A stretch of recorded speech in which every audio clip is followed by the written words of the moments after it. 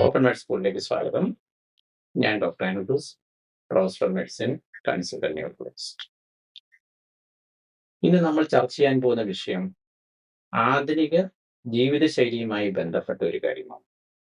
Smart ഫോണുകളും ടാബ്ലറ്റും കമ്പ്യൂട്ടറും ജീവിതത്തിന്റെ അവിഭാജ്യ ഘടകമാണല്ലോ. എന്നാൽ ഇതിന്റെ അമിതമായ ഉപയോഗം പല ശാരീരിക പ്രശ്നങ്ങൾക്കും കാരണമാകാറുണ്ട്. അതിൽ പ്രധാനപ്പെട്ട ഒന്നാണ് ടെക്സ്റ്റ് നെറ്റ് സിൻഡ്രോം. എന്താണ് ടെക്സ്റ്റ് നെറ്റ് സിൻഡ്രോം എന്ന് നോക്കാം. നമ്മുടെ തലയ്ക്ക് ഏതാണ്ട് 4 മുതൽ 5 കിലോ വരെ ഭാരമുണ്ട്. എന്നാൽ നേരെ ഇരിക്കുമ്പോൾ ഈ വെയിറ്റ് അല്ലെങ്കിൽ ഭാരം നട്ടിലേക്ക് വെർട്ടിക്കലായി മുകളിൽ നിന്ന് താഴേക്ക് വരുന്നതിനാൽ കഴുത്തിലെ പേശികൾക്കോ നട്ടിലിനോ കാര്യമായ ക്ഷീണം വരുന്നില്ല. എന്നാൽ നമ്മൾ വളരെ നേരം തല ഇങ്ങനെ കുനിച്ചിരുന്ന് കഴിയുമ്പോൾ, പ്രത്യേകിച്ച് മൊബൈൽ ഫോൺ നോക്കുമ്പോൾ എന്ത് സംഭവിക്കും? കഴുത്തിലെ പേശികൾക്ക്, അതായത് മസിലുകൾക്കും ഈ നട്ടെല്ലിനും അതിനുള്ളിൽ കൂടെ പോകുന്ന ഞരമ്പുകൾക്കും അമിതമായ ക്ഷതം അല്ലെങ്കിൽ സ്ട്രെസ് വരും. ഇത് ആണ് പല ശാരീരിക പ്രശ്നങ്ങളായിട്ട് കാണപ്പെടുന്നത്. എന്താണ് ഇതിന്റെ പ്രധാനപ്പെട്ട ലക്ഷണങ്ങൾ?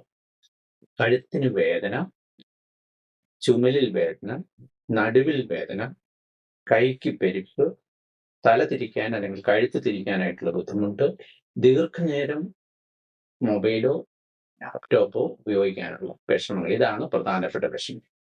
ഇത് ആർക്കൊക്കെയാണ് സാധ്യത?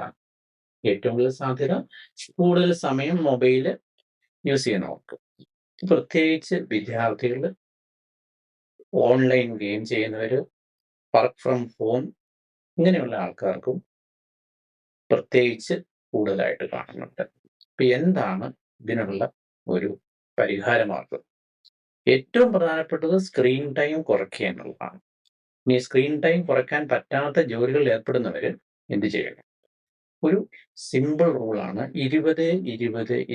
ഇവിടെ ഉദ്ദേശിക്കുന്നത് 20 മിനിറ്റ് സ്ക്രീൻ യൂസ് ചെയ്ത് കഴിഞ്ഞാൽ 20 അടി ദൂരെയുള്ള ഒരു വസ്തുവിലേക്ക് 20 സെക്കൻഡ് നോക്കുക. അതായത് ഇടയ്ക്കിടയ്ക്ക് ഒരു അരമണിക്കൂറിനുള്ളിൽ ഉള്ള ഇടവേളകളിൽ സ്ക്രീൻ ഉപയോഗം കുറയ്ക്കുക. ഇതാണ് ഒന്നാമത്തെ കാര്യം. 2, നമ്മൾ ഇരിക്കുന്ന മേശയും കസേരയും നമ്മുടെ ശരീരത്തിന്റെ പൊസിഷൻ കറക്റ്റായിട്ട് മെയിൻറ്റെയിൻ ചെയ്യുക. നേരെ ഇരിക്കുന്ന രീതിയിൽ, കഴുത്തധികം കുനിക്കാത്ത രീതിയിൽ മൊബൈൽ നോക്കണം അല്ലെങ്കിൽ ലാപ്ടോപ്പ് നോക്കുന്ന ഒരു ശീലം വേണം. അടുത്തത് കഴുത്തിന് ഉള്ള എക്സസൈസുകളാണ്. കഴുത്ത് മുന്നോട്ടും പുറകോട്ടും സൈഡിലേക്കുമുള്ള ചെറിയ എക്സസൈസുകൾ ചെയ്യുന്നതും ഇങ്ങനെയുള്ള ഈ ടെക്സ്റ്റ് നെറ്റ് സിൻഡ്രോം ഒഴിവാക്കാനായിട്ട് നല്ലതാണ്. എന്ന് നേരത്തെ പറഞ്ഞു, ഏറ്റവും സുപ്രധാനമായിട്ടുള്ളത് സ്ക്രീൻ ടൈം കുറയ്ക്കുക എന്നുള്ളത് തന്നെയാണ്.